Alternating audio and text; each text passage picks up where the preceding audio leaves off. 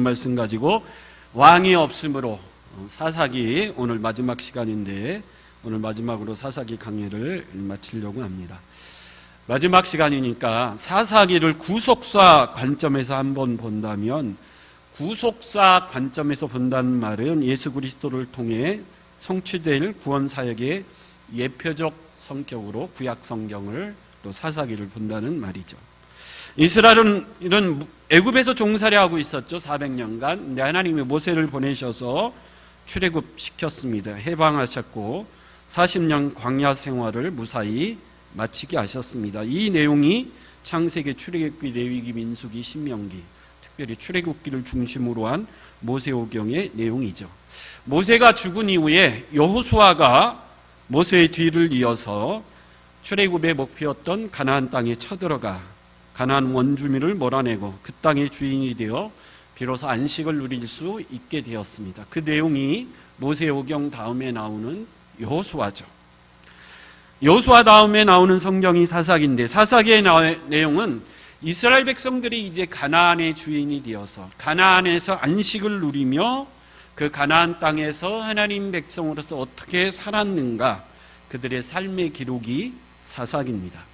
이걸 삼위일체 관점에서 본다면 애굽에서 종살이하던 이스라엘을 인도하여 낸 모세는 죄 가운데 우리를 선택하고 거룩한 성도로 부르시는 성부 하나님의 사역을 모세는 상징한다고 볼 수 있고 출애굽한 이스라엘을 가나안 땅을 정복하고 그 가나안의 주인이 되게 한 여호수아의 사역은 신약에 예수님의 이름, 예수라는 헬라어의 이름은 구약 성경 히브리어로 여호수아죠. 그러니까 신약에서 예수와 구약에서의 여호수아의 이름은 여호와는 구원이시다라는 뜻의 같은 이름입니다. 그래서 여호수아의 사역은 죄 가운데 선택받은 하나님의 백성들을 구원하기 위해 십자가를 통해 천국 백성 되게 하시고 하나님 자녀 삼으신 성자 예수님의 사역을 예표한다고 볼 수 있고 그 다음 등장하는 사사시대는 여호수아가 죽은 후에 사사기 1장 1절에 그렇게 시작하죠. 예수께서 십자가에서 죽으시고 승천하신 이후에 오순절 마가이 다락방에 성령이 임하셔서 성령의 시대, 교회 시대가 시작이 되었고 저와 여러분들이 사는 이 시대는 그 성령의 시대, 교회 시대라 그렇게 이야기할 수 있습니다. 여러분 구약 성경에 성령이 가장 활발하게, 가장 자주, 가장 강력하게 역사하는 기록이 사사기의 기록입니다. 모든 사사들은 하나님의 영인 성령이 임하였을 때 그들이 강력하게 사사로서 사역했다. 그렇게 말씀하고 있습니다. 그래서 사사기의 내용은 오순절 성령 강림 이후에 시작이 되는 성령시대, 교회 시대를 상징한다고 볼 수 있고 오늘날 예수 믿어 구원받아 교회에서 성경의 은혜 가운데 살아가는 저와 여러분들의 모습을 보여주는 기록이 사사기의 기록이다. 그렇게 이야기할 수 있습니다. 그래서 사사기는 구원받은 하나님의 백성들이 이 땅에 어떻게 하나님 백성답게 거룩하게 살아갈 것인가 그 믿음의 삶을 거울처럼 보여주는 말씀이 사사기입니다. 그래서 사사기 가운데 이스라엘 백성들은 오늘날 구원받은 하나님의 백성들을 예표한다. 그래서 사사의 수가 12명이죠. 신약성경에 예수님의 제자의 수가 12명이라는 대형의 말씀, 상징적으로 보여주는 숫자이기도 합니다. 근데 여러분 아쉽게도 사사기의 시작은 어떻게 시작하죠? 사사기 2장에 우리가 이미 살펴본 대로 하나님의 말씀에 순종하지 못했던 이스라엘 백성들을 책망하는 말씀으로 사사기가 시작이 됩니다. 하나님이 너희가 가나안 땅에 들어가면 가나안 땅에 살고 있던 모든 원주민들을 다 쫓아내라. 왜냐하면 그들은 우상을 섬기는 악한 하나님을 믿지 않는 불순종의 백성들이기 때문에 그들과 더불어 살다가는 너희가 그들에게 그 죄악된 풍습의 영향을 받아서 너희도 우상을 섬기며 하나님의 말씀에 불순종할 수 있는 위험성이 있으니 가나안 땅에 들어가면 그 땅 원주민들을 다 쫓아내고 그 땅에서 하나님이 약속된 적과 꿀이 흐르는 축복의 땅에서 복된 하나님의 나라를 이루라. 그렇게 하나님이 말씀하셨는데 이스라엘 백성들이 어떻게 했다 그러죠? 쫓아내지 않았다. 이스라엘 백성들은 다 쫓아내지 않았습니다. 왜요? 그들을 다 쫓아내려니까 힘들고 어렵거든요. 그래서 그들과 타협을 택했고 그들과의 공존을 택했습니다. 그래서 하나님이 그들에게 진노하시죠. 우리 사사기 2장 3절 말씀 같이 한번 읽어보겠습니다. 시작. 그러므로 내가 또 말하기를 내가 그들을 너희 앞에서 쫓아내지 아니하리니 그들이 너희 옆구리에 가시가 될 것이며 그들의 신들이 너희에게 올무가 되리라 하였노라. 예, 너희가 가나안 원주민을 다 쫓아내지 아니했으니 그들이 너희 옆구리에 가시가 되고 너희에게 올무가 될 것이다. 그래서 사사기의 말씀은 이스라엘 백성들이 다 쫓아내지 않는 가나안의 원주민 때문에 옆구리에 가시가 되어 찌르고 올무가 되어 고통당하는 이스라엘 백성들의 모습을 보여주고 있습니다. 사사기는 구원받은 하나님의 백성들의 거룩한 삶의 표본이요 거울이라 그랬죠. 여러분, 우리가 예수 믿어 구원받아 거룩한 하나님의 백성이 되었다면 예수 믿기 이전에 옛 성품, 예수 믿기 이전에 옛 자아를 다 어떻게 해야 되죠? 쫓아내야 되죠. 십자가에 못 박아 다 죽이고 예수 믿어 구원받아 새 생명으로 거듭났으니 그 새 생명의 삶을 살아갈 수 있어야 되는데, 여러분, 이스라엘 백성들이 가나안 원주민들을 다 쫓아내지 않고 공정과 타협을 선택했듯이 여러분, 예수 믿은 이후에 예수 믿기 이전에 못된 성품 자아를 다 쫓아내고 버리고 죽였습니까? 물어보신다면 여러분 뭐라고 대답할 것 같습니까? 가장 쉽게 표본적으로 예를 들자면 남자분들이 가장 쉬운 얘기겠죠. 예수 믿기 전에 술, 담배를 예수 믿은 이후에 다 쫓아내고 끊어야 되는데 여러분 그렇게 합니까? 라고 물으신다면 물론 그렇게 하는 분들도 있지만 타협과 공존을 선택하는 경우들이 너무 많다라는 거죠. 남자분들의 예를 들어서 그렇지 여자분들도 마찬가지입니다. 가나안 땅에 들어가는 이스라엘 백성들이 가나안 원주민을 다 쫓아내고 그 땅에 새로운 하나님 나라를 이루어야 되는데 다 쫓아내지 않고 그들과 공존을 선택하면서 우상을 섬기는 악한 그런 죄악에 빠지더라는 거죠. 우리가 예수 믿어 구원받아 거듭난 새 생명이 되었으면 예수 믿기 전에 죄된 성품, 죄된 자아를 다 버리고 쫓아내고 하나님 백성다운 거룩한 삶을 살아야 되는데 그렇지 못하다는 거죠. 그래서 사사기의 삶은 오늘날 우리의 삶의 좋은 거울입니다. 여러분, 성경을 읽을 때 항상 어떻게 읽어야 된다고 그랬죠? 사사기의 이스라엘 백성들 참 못났구나. 어떻게 이렇게 살 수 있는가? 이렇게 읽으면 잘못 읽는 거고. 그래서 성경 말씀을 통해서 오늘날 누구를 볼 수 있어야 되죠? 나를 볼 수 있어야 돼요. 사사기의 이스라엘 백성들이 오늘날 나의 모습이구나. 그래서 하나님이 사사기의 말씀을 기록해 놓았구나. 나를 볼 수 있어야 여러분 성경을 참 잘 읽을 겁니다. 이건 구원받느냐 못 받느냐의 싸움이 아니에요. 여러분, 사사기의 이스라엘 백성들이 이미 시내산 아래에서 하나님의 언약 백성이 되었습니다. 나는 너희의 하나님이 되고 너희는 내 백성이 되리라. 그래서 거룩한 시내산 언약을 통해서 이미 하나님의 백성이 된 자들입니다.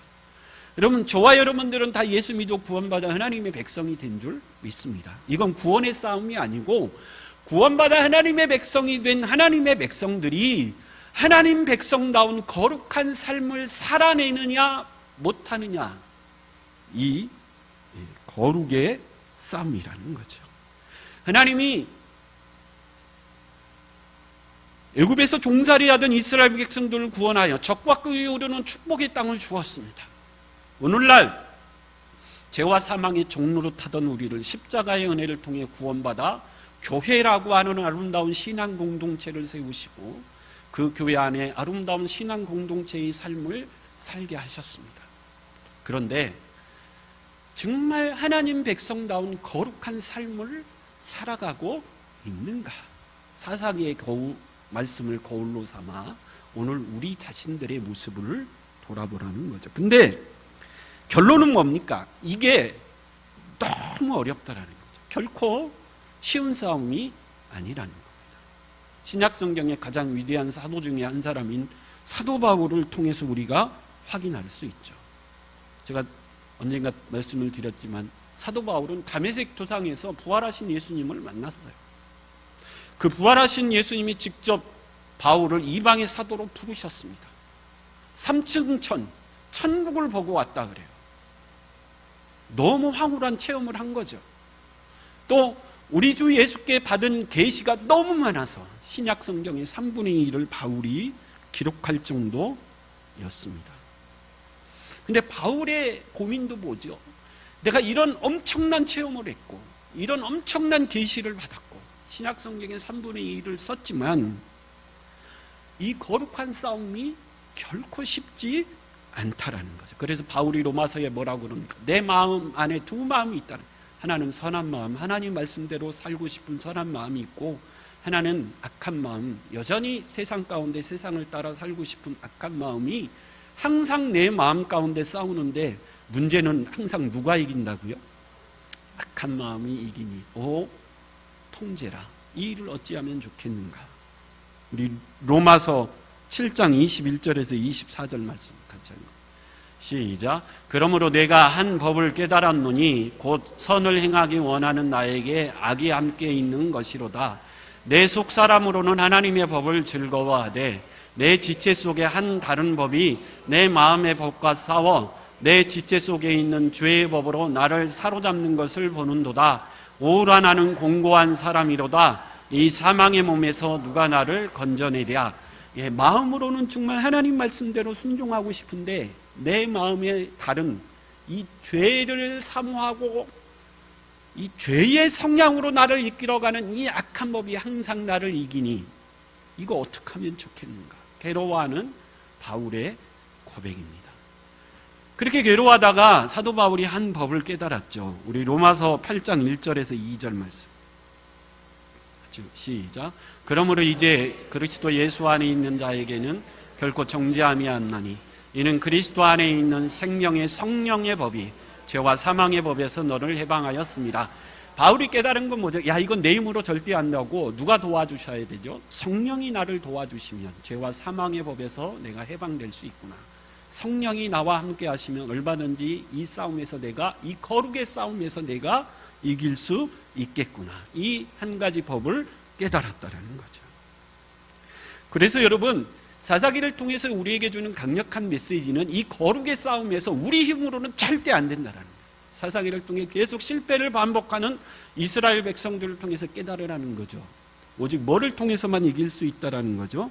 성령 충만할 때, 성령이 우리를 도우실 때 예수 믿기 이전에 더러운 옛 성품과 옛 자아를 죽이고 거듭난 새 생명의 삶을 통해 거룩한 인생을 살아갈 수 있다라는 거죠.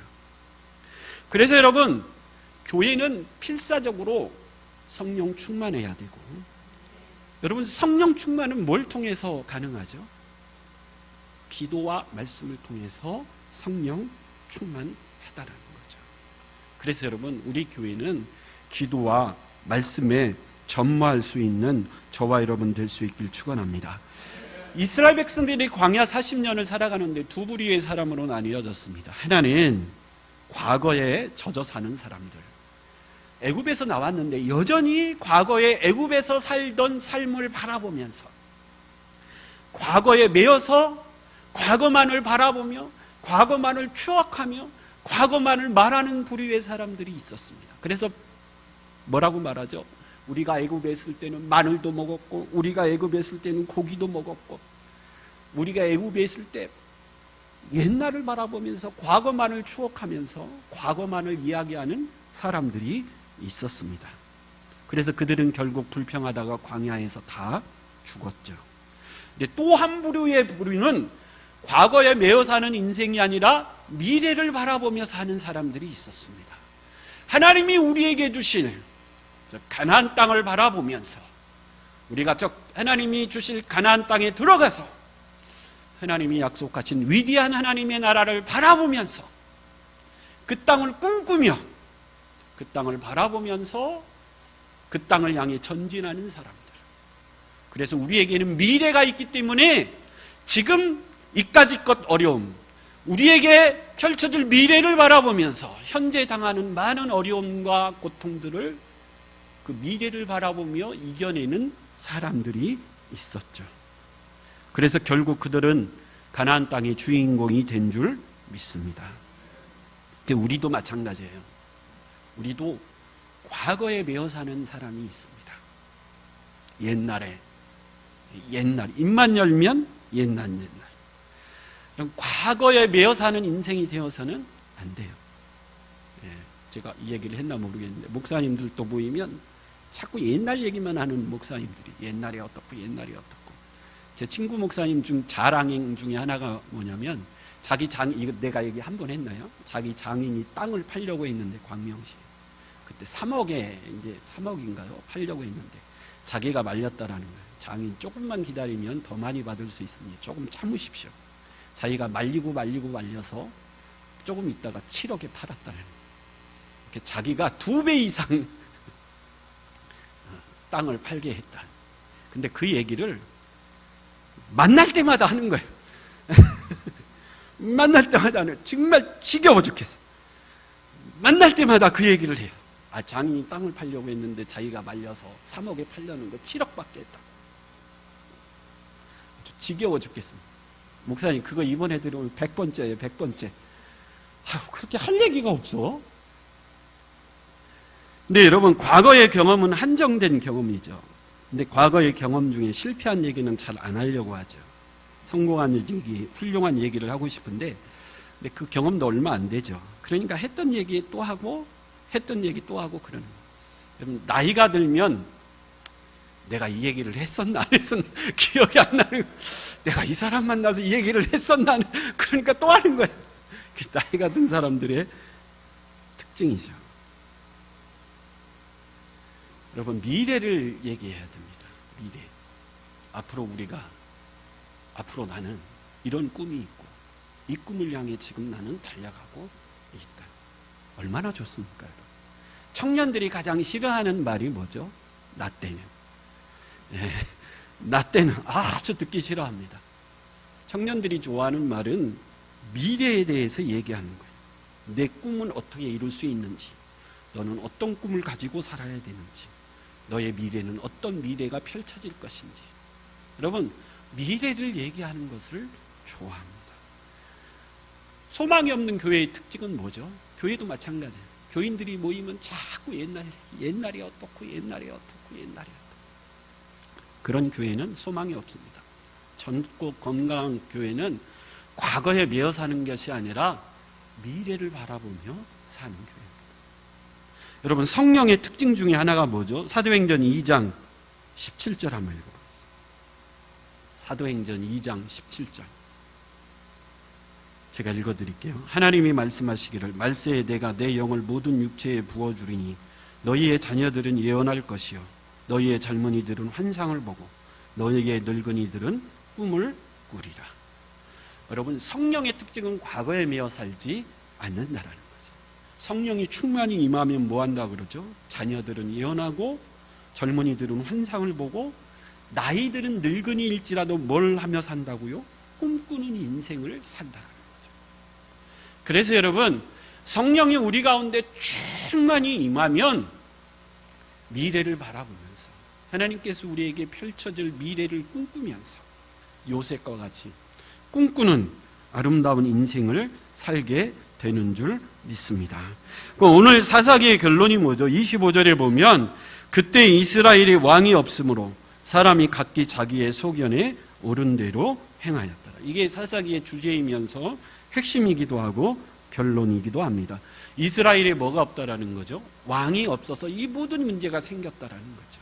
두 가지 측면에서 이 의미를 생각할 수 있는데 첫째, 문자 그대로 이스라엘에 왕이 없어서 그랬을 수도 있다라는 거죠. 다른 이방 나라에는 다 왕이 없는데 이스라엘에는 그런 왕이 없어서 그랬을 수도 있는데 근데 여러분 성경이 그걸 얘기하고 싶은 것은 아니죠. 왕이 필요했으면 하나님이 즉시로 왕을 세웠을 겁니다. 근데 왕을 대신해서 사사들이 왕처럼 이스라엘을 다스리던 시대였어요. 근데 여러분 자꾸 이스라엘 백성들이 왕을 요구했던 이유가 뭐죠? 하나님은 왕 제도를 기뻐하지 않으셨어요. 사무엘상에 가면 이스라엘 백성들이 계속해서 왕을 요구하는데 하나님이 뭐라고 대답하셨죠? 우리 사무엘상 8장 6절에서 7절 말씀 같이 읽어보겠습니다. 시작. 우리에게 왕을 주어 우리를 다스리게 하라 했을 때 사무엘이 그것을 기뻐하지 아니하여 여호와께 기도하며 여호와께서 사무엘에게 이르시되 백성이 내게 한 말을 다 들으라. 이는 그들이 너를 버림이 아니요 나를 버려 자기들의 왕이 되지 못하게 함이니라. 아멘. 이스라엘 백성들이 하나님 우리에게 왕이 없어서 그러니 왕을 세워주십시오, 그렇게 요구한 것은 하나님 보시기에 누구가 우리의 왕이 되는 것이 싫어서 그랬다라는 거죠.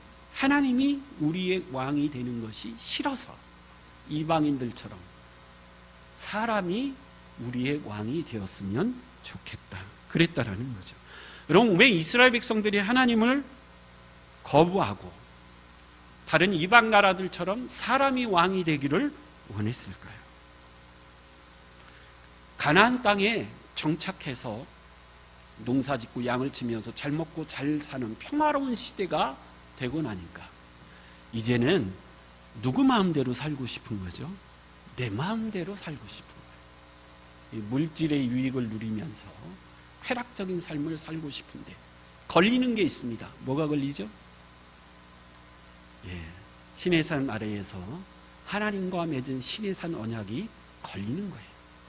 그때 하나님이 뭐라고 언약을 맺으셨죠? 나는 너희의 하나님이 되고 너희는 내 백성이 되리라. 그러면서 조건이 뭐예요? 십계명과 율법의 말씀을 주셨죠. 너희가 이 말씀을 지켜 순종하면 1000대까지 복을 주고 불순종하면 3, 4대까지 내가 저류하리라. 이 조건을 가지고 신의 산 언약을 맺은 거예요.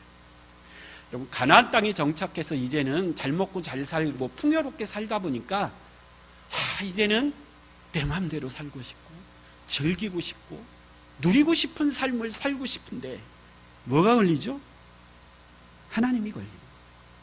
그래서 25절에 그때 이스라엘의 왕이 없으므로 사람이 자기 소견에 뭐한 대로요? 옳은 대로 행하였다. 자기 마음대로 살고 싶은데 이제 하나님이 부담스러운 거죠.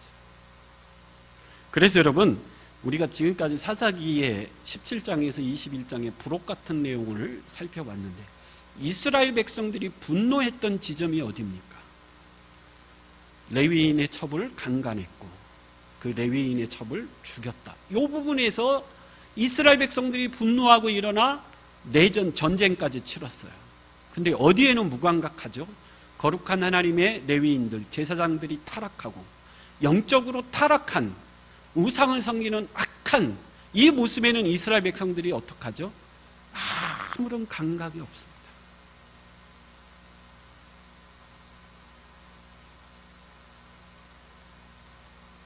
근데 사사기의 말씀은 오늘날 우리의 뭐라는 거죠?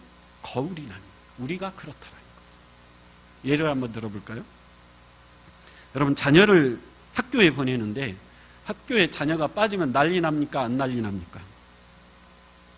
난리 나죠? 여러분, 교회에 자녀가 빠지면 난리 납니까? 안 난리 납니까? 제 아내하고 저하고는 하나 이렇게 우리 딸 둘을 초등학교 보내면서 합의한 게 하나 있습니다. 아이들을 이제 학교에 보내는데 우리 아이들이 학교에서 학교 생활을 하다가 신앙생활에 학교 생활에 방해가 되거나 신앙생활을 하는데 학교 생활이 유익하지 않으면 그 즉시로 아이들을 학교에 더 이상 보내지 않기로 대신 홈스쿨을 하거나 대안학교에 보내는 것으로 그렇게 결정을 하고 아이들을 학교에 보냈어요. 여러분, 아이들이 학교에 가서 얼마나 진화론 때문에 헷갈려 합니까? 어렸을 때 하나님이 세상을 창조하셨다. 그 아름다운 믿음으로 아이들이 잘 자라다가 학교에 가면 고민이 되기 시작하는 거죠. 세상은 하나님이 창조하신 것이 아니라 진화됐다라는 거죠. 빅뱅 이론을 통해 이 세상이 시작되었고 진화되었다. 아이들이 헷갈리기 시작하는 거죠. 제가 왜 사도신경 하다가 주기도문으로 갑자기 했냐면 제가 예화를 할까 말까 고민하다가 갑자기 그랬는데 제가 이번에 국감을 보니까 이슈 중에 하나가 뭐였냐면 부산의 모 고등학교에서 점심때 정치적으로 민감한 어떤 방송을 틀어서 그게 국감의 중요한 이슈가 됐어요. 그래서 학교 선생님들이 자신들의 정치 성향을 학생들한테 드러내는 것이 옳은가 옳지 않은가 이제 이 문제 갖고 막 토론하는데 어떤 국회의원이 이렇게 물어보더라고요. 교사가 자기 자신의 정치 성향을 드러내는 것을 허락하고 그것을 자유롭게 한다면 학생들이 우리 선생님의 정치 성향을 보니까 나와 달라. 그래서 나는 선생님을 거부할 것이다. 다른 선생님 밑에서 나는 배울 것이다. 학생들의 거부권도 동시에 뭐 해줄 수 있어야 된다 그러죠? 인정해 줄 수 있어야 되는 것 아니냐. 이게 굉장히 복잡하고 어려운 얘기가 되는 거죠.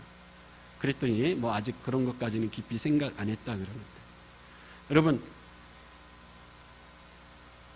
진화론이 과학적으로 증명이 된 이론이 아니죠. 세상에 많은 이론 중에 과학적으로 증명이 되진 않지만 그래도 제일 괜찮은 이론이니까 가르치는 거예요.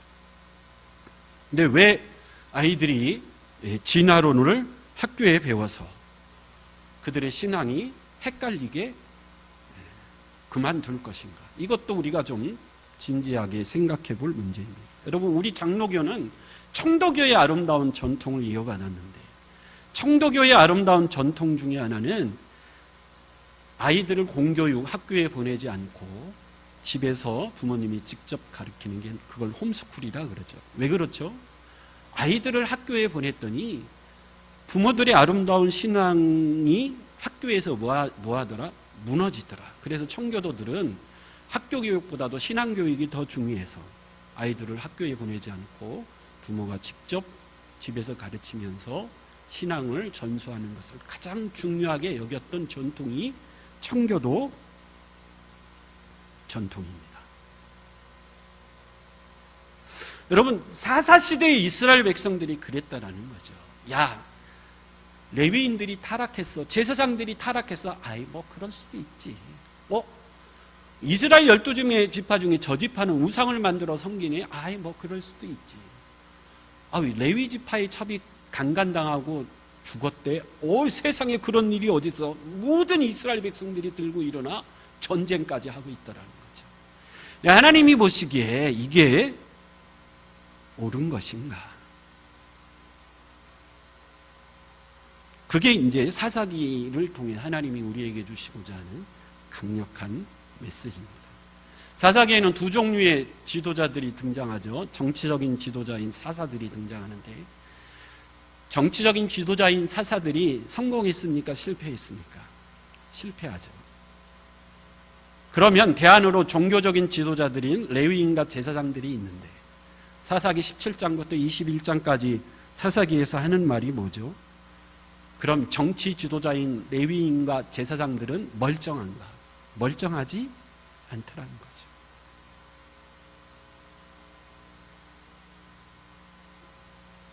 그러면 정치 지도자도 종교 지도자도 아무런 소망이 없을 때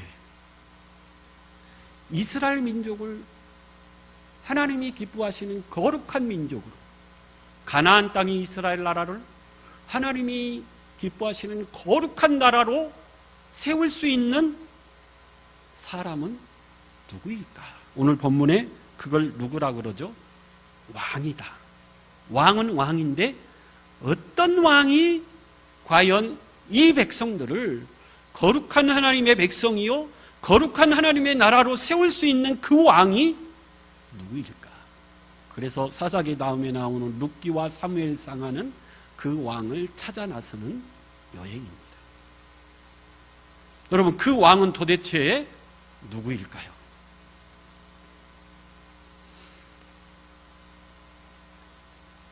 사사기 17장부터 등장하는 이 한 레위인은 출신이 어디라 그러죠? 베들레헴이라 그래요. 베들레헴에 살고 있던 한 레위인이 먹을 것을 찾아 에브라임 산지를 떠돌더라. 근데 룻기에 보면 이 베들레헴이 다시 등장하죠. 룻기에 보면 나오미와 그의 가족이 어디에 살고 있었죠? 베들레헴에 살고 있었는데 흉년이 들어 그 베들레헴을 떠나 모압으로 갔다가 다시 베들레헴으로 돌아오는 여정이 룻기입니다. 근데 룻기의 말미에 그 베들레헴에서 누가 태어난다 그러죠? 다윗 왕이 나올 것이다. 그리고 룻기가 끝납니다.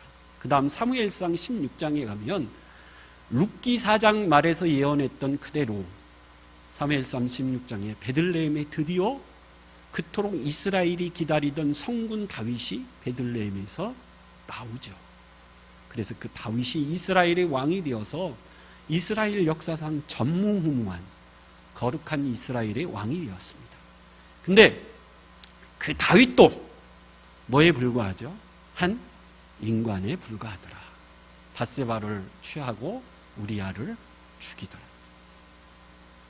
그래서 여러분,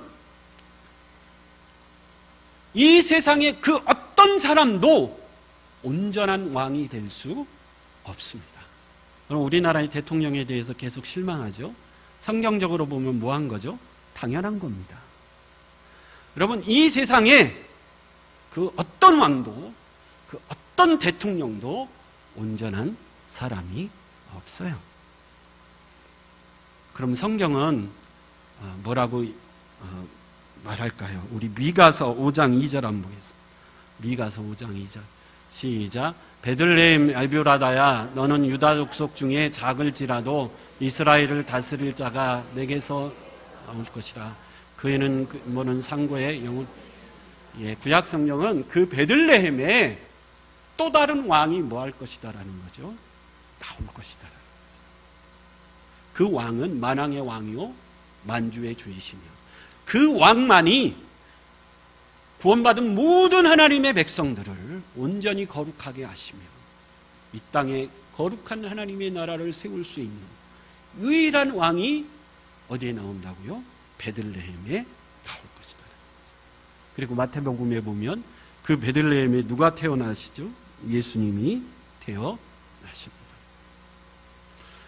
여러분, 세상 지도자들을 바라보면서 정치적인 지도자든 종교적인 지도자든, 여러분 우리나라의 유명한 목사님들 결국 말년에 가니까 실망스러운 모습 많이 보이고 당연하죠. 왜요? 세상 어떤 왕도 온전한 왕이 없기 때문에 그렇다는 거죠.